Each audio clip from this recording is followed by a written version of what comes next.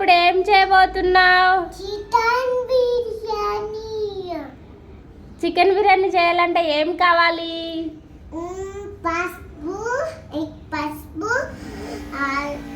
ఉల్లిపాయ, కరివేపాకు, అన్నం, చికెన్.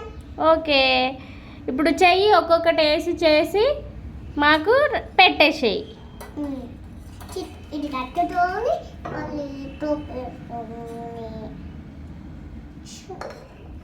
ఏంటది? నూనె.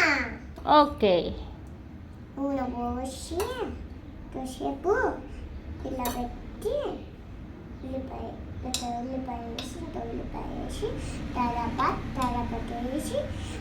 వేసి పసుపు మళ్ళీ చికెన్ వేసి మళ్ళీ అన్నం వేసి మళ్ళీ కాసేపు నూనె పోయాలి. అప్పుడు తలుపు వేసిన మూత పెట్టేసి మళ్ళీ కాసేపు గెసి తీసుకోవాలి. గెసి తీసుకొని మళ్ళీ దేవుడిని మొట్టాలి స్నానం చేసి. ముట్టిన తర్వాత దాంట్లో కొంచెం నీళ్ళు పోయాలి. నీళ్ళు పోసి మూత పెట్టాలి కాసేపు. అప్పుడు చికెన్ బిర్యానీ రెడీ.